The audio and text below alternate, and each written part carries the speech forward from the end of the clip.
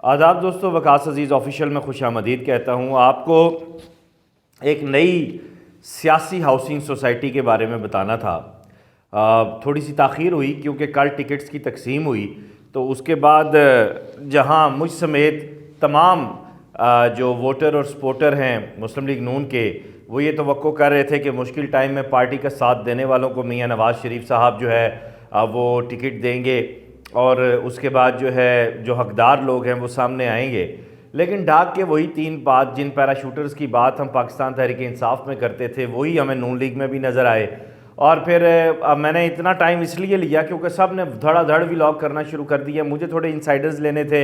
मैंने पाकिस्तान भर के तमाम हलकों को बड़े गौर से देखा, पढ़ा, स्टडी किया, कुछ अहम व्लॉग्स को सुना और देखा कहाँ पे किसके साथ क्या मामला हुआ है। बतौर सहाफ़ी मेरा ये काम बनता है कि मैं तमाम एंगल्स को सामने रखने के बाद फिर आपके साथ बात करूं और आपके सामने हकायक रखूं। ये कह देना जी कि यहाँ से ये हो गया है, तो आईबी वालों ने मियाँ साहब को जो है वो रिपोर्ट्स दी हैं। मेरे एक सीनियर सहाफ़ी हैं रिजवान रज़ी साहब, वो बहुत अदब के साथ बड़े भाई हैं, कह रहे थे जनाब के एजेंसी की रिपोर्ट्स थी तो इसलिए जो है ये चेक किया गया उन रिपोर्ट्स में कि किस शख्स की हल्के में ज़मीनी सतह पे कितनी ज़्यादा मकबूलियत है, तो उसके बाद जो है वो टिकट दिया गया। अगर ज़मीनी सतह पे मकबूलियत देखनी है तो फिर मुझे समझ नहीं आया कि एजेंसियों ने जो है वो फैसल क़य्यूम मलिक साहब का नाम क्यों नहीं लिया, जिनकी हल्के में बेपनाह मकबूलियत है। उन्होंने उस वक्त जो है वो रावलपिंडी में मुस्लिम लीग नून को यकजा रखा और पार्टी को यकजा रखा, अपने हल्के में भी और बाहर भी, जब मुस्लिम लीग नून के ऊपर बहुत कड़ा वक्त था, जब लोग छोड़कर जा रहे थे, जब इंजीनियर साहब जो है वो भी जो है एक सीना सपर सीसा पिलाई दीवार की तरह सामने थे। और उसके साथ साथ पार्टी को जो है चौधरी निसार अली खान का भी एक बड़ा वाज़े डेंट नज़र आ रहा था। ऐसे कई मुहिब्बे वतन और ऐसे कई पार्टी का साथ देने वाले जो वर्कर्स हैं, अब मैं लाहौर से नाम गिनवाना शुरू करूं, मैं आपको मुल्तान से नाम गिनवाना शुरू करूं, मैं आपको सेंट्रल पंजाब से नाम गिनवाना शुरू करूं, तो एक लंबी फहरिस्त है। मैंने सिर्फ एक मिसाल पेश की है।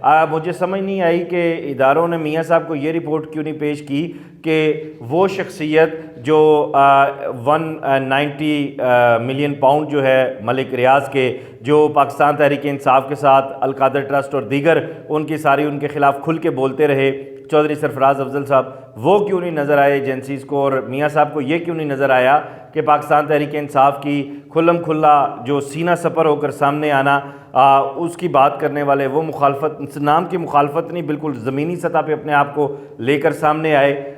मुझे ये समझ नहीं आई कि मियाँ साहब को फिर नासिर भट्ट क्यों नहीं नज़र आए, जो उनके राइट हैंड भी और हर जगह लंदन से लेकर यहाँ तक उनको मुकम्मल सपोर्ट करने वाले, और बेशुमार जो है उन्होंने मियाँ नवाज़ शरीफ साहब की खातिर उन्होंने इल्ज़ामात भी बर्दाश्त किए।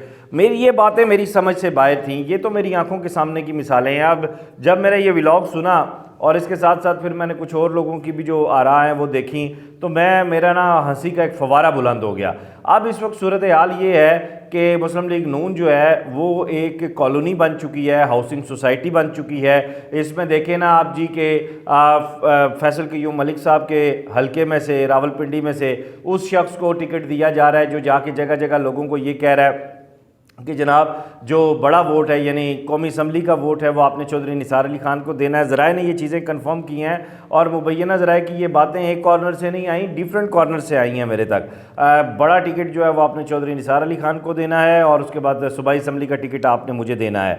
अब मियाँ नवाज़ शरीफ साहब को ये बात क्यों नहीं कन्वे की गई कि जिस दिन रावलपिंडी में टिकट्स के इंटरव्यू हो रहे थे, मलिक इब्रार साहब इंटरव्यू कर रहे थे, तो उस दिन भी ये साहब चौधरी निसार अली खान साहब के साथ मौजूद थे। अब ठीक है, इसमें कोई शक नहीं है, कोई दूसरी बात नहीं है कि रावलपिंडी में चौधरी तनवीर साहब का और हनीफ अब्बासी साहब का धड़ा मजबूत धड़ा समझा जाता है नून लीग का। लेकिन उन लोगों की जानिब से ये पैगाम कन्वे करना पार्टी कायदीन को जी कि अगर एक ऐसे शख्स को आपने टिकट दिया जो मलिक रियाज के ख़िलाफ़ या माफियाज के ख़िलाफ़ बोल रहा है, डॉन्स के ख़िलाफ़ बोल रहा है, तो हम पार्टी को छोड़ जाएंगे, तो फिर यहाँ पे आके नज़रिए की सियासत दम तोड़ जाती है। यहाँ पे आके फिर पता चलता है कि आपका कोई नज़रिया नहीं है, आपकी कोई सियासत नहीं है, आपका कोई विजन नहीं है, आप अपने पार्टी के अंदर इंसाफ नहीं कर पा रहे, तो आप मुल्क के साथ क्या इंसाफ करेंगे, आप कौम के साथ इंसाफ क्या करेंगे। मुबैना ज़राए ने मुझे ये भी चीज़ें कन्फर्म की हैं कि फैसलाबाद से लेकर लाहौर तक बहुत बड़ी तादाद में मोहम्मद अली भाई जो हैं वो बहुत एक्टिव नज़र आए हैं। और मोहम्मद अली भाई की एक्टिविटी का एक मुझे और भी इल्ज़ाम जो सिलसिला मुबैना तौर पर पता चला है कि इस्लामाबाद से एक शख्सियत हैं जिनको टिकट मिल गया है, जिनसे मियां नवाज़ शरीफ साहब ने ये सवाल किया था कि आप 2018 में क्यों आ रहे थे, तो उन्होंने फरमाया था कि 2018 में मुझे मेरे अपने अंदर पार्टी के लोगों ने हरवाया था। उन्होंने मोहम्मद अली भाई की एक बहुत बड़ी तादाद थब्बू जो हैं वो फैसलाबाद की एक अहम सियासी शख्सियत को भी पेश किए हैं और उसके साथ साथ कमर्शियल प्लॉट्स भी दिए हैं। जब इस सतह पर जो है वो बंदर बांट हो रही है, जब इस सतह पे पार्टी के अंदर चीज़ें मौजूद हैं। इसी तरह खुशाब से मुझे पता चला है कि वहाँ से भी कुछ ऐसे लोगों को टिकट्स मिले हैं जो मुख्तलिफ पर्चों में नामजद रहे हैं और उन्होंने भी बड़ी तादाद में जो है वो चीज़ें इन की हैं। अब जब ये मामलात हैं पाकिस्तान मुस्लिम लीग नून के, तो अब देखें ना आपके जो है सोसाइटीज़ के जो मालिकान हैं, जो सोसाइटीज़ से जुड़े हुए अफराद हैं, उनको जो है वो टिकट दे के कौमी असम्बली में लाया जा रहा है। और एक जो एक नज़रियाती कारकुन है, एक जो जिसके फेस से आपका हर वोटर आगाह है, उसका किसी को पता ही नहीं है, उसको आपने खुडे लाइन लगा दिया है। जब आपने पैराशूटर्स को लाना है मियां नवाज़ शरीफ साहब, जब आपने पैराशूटर्स को इन करना है, आप ये सारा इल्ज़ाम डाल दें जी एट दी एंड के मियां इमरान खान की तरह, वो जी इस्टेब्लिशमेंट ने हमें कहा था कि आप इन लोगों को इन करें।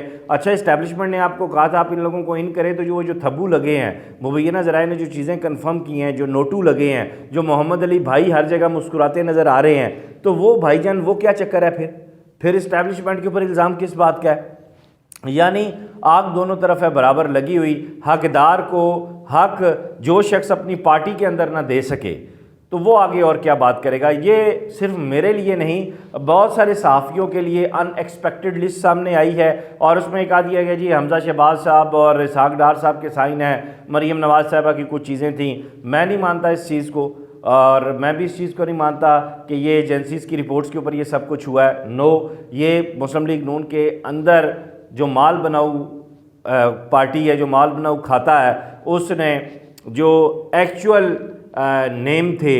इसी तरह रावलपिंडी में बहुत से लोग हैं जिनको हम एक्सपेक्ट कर रहे थे कि वो नेशनल असम्बली की सीट पे आएंगे, उन्हें पीपी की सीट दे दी गई, लेकिन वो फिर भी शुक्र अदा कर रहे हैं और वो कह रहे हैं ठीक है जी हम फिर भी मुल्क कौम की खिदमत करेंगे। तो सिसिलियन माफिया एक मरतबा फिर मुझे इक़्तिदार में आता नज़र आ रहा है, मेरे मुंह में खाक, और एक मरतबा फिर जो जेन्युइन वर्कर है वो भी मेरे मुंह में खाक डिस्टर्ब होगा और गरीब अवाम एक मरतबा फिर कुचली जाएगी। वो शख्स जिनके गर्दनों में सरिये हैं, जिनके गर्दनों में जो है वो बारी बेड़ियाँ हैं, जो अपने से नीचे देखना पसंद नहीं करते, वो इस अवाम को क्या इंसाफ देंगे और क्या विजन लेकर जो है वो जाएंगे नेशनल असम्बली में, वहाँ पे कौन से अवाम के हकूक़ की बात करेंगे। ये 22 करोड़ अवाम जो है ये पिसने के लिए पैदा हुई है और मियाँ साहब आपने ये जो फ़ैसला किया है इससे आपकी जो सियासी स्टेबिलिटी है, आपका जो पॉलिटिकल विजन है वो भी वाज़ेह हो गया है। दोस्तों अगर मेरी किसी बात से आपका इख्तलाफ है ज़रूर कीजिएगा, लेकिन इस वीडियो लिंक को ज़्यादा से ज़्यादा शेयर कीजिएगा। अपना ख्याल रखिएगा, पाकिस्तान के लिए दुआ कीजिएगा, पॉजिटिव पाकिस्तान के लिए काम कीजिएगा और 8 फरवरी को वोट उसको दीजिएगा जो आपके मुस्तकबिल का, आपके बच्चों के मुस्तकबिल का ज़ामिन हो। किसी ऐरे गैरे नथु खैरे को वोट मत दीजिएगा। और मैं जाते जाते बात करूं, इस सारी सिचुएशन में जमात इस्लामी बेहतरीन हल है। खुदा हाफ़िज़।